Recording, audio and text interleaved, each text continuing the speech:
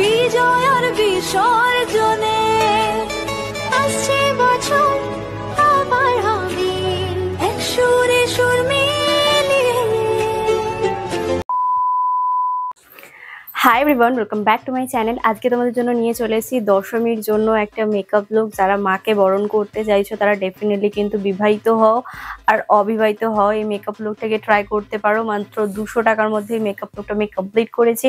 সিঁদুর খেললেও স্কিনে কিছু হবে না এবং মেকআপটা এরকমই লং লাস্টিং অ্যান্ড ফ্ললেস থাকবে, কোনো অসুবিধা হবে না। সিঁদুর জল যাই লাগুক না কেন, তোমরা তো প্রচন্ড পছন্দের একটা মেকআপ লুক। আজকের ভিডিওটি আমি শুরু করছি, তো চলো দেখে নেওয়া যাক এই মেকআপ লুকটাকে আমি কিভাবে কমপ্লিট করেছি। হলো ল্যাকমির একটা সিরাম, সবার প্রথমে সেটাকে ব্যবহার করে নিলাম। আমি মেকআপ করার আগে কিন্তু ভালো করে ফেস ওয়াশ দিয়ে মুখটাকে পরিষ্কার করে নিয়েছি, তারপরে কিন্তু ব্যবহার করেছি একটুখানি বরফ।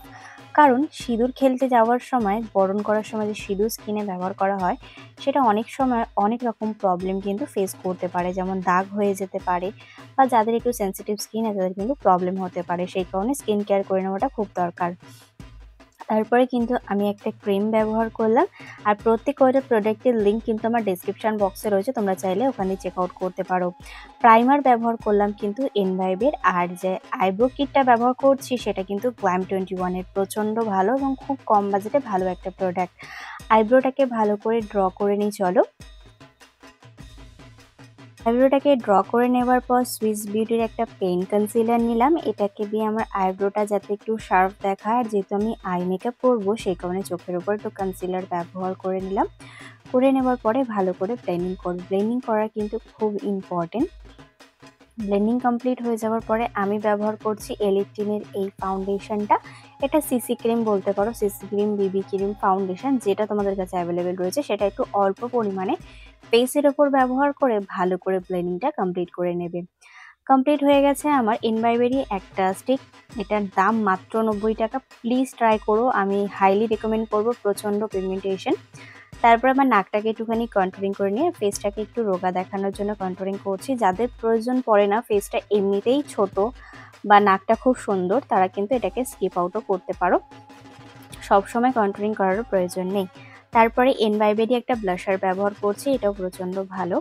তো ব্লাশটাকে ব্যবহার করবে একটু ওপর ডাইরেকশানে, তাহলে কি বলতো ফেসটা একটুখানি রোগা দেখায়। আর যদি তোমরা একদম গালের সামনে দিয়ে ব্যবহার করো তাহলে মুখটা বেশি গোল দেখায়।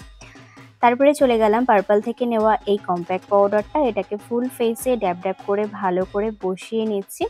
কম্প্যাক্ট পাউডারটা কিন্তু বসিয়ে নেওয়াটা খুবই দরকার, কারণ আমি প্রথমেই বলেছিলাম যে যখন এটা ঘাম হোক বা সোয়েট হোক তাহলে কিন্তু সেটা সোপ পড়ে যায়, এটা ভীষণ ইম্পর্টেন্ট মেকআপের স্টেপের মধ্যে।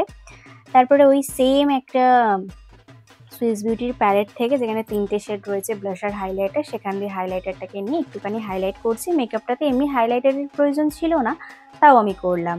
তারপরে আই মেকআপের দিকে চলে গেলাম। আই মেকআপের জন্য আমি আজ একটা ব্রাউন কালার চোখের ওপরে এবং নিচে ব্যবহার করেছিলাম। তারপরে ব্যবহার করে নেওয়ার পর কাজল ইউজ করছি। কাজলের জন্য নিয়েছি এনভাইবেরই একটা কাজল।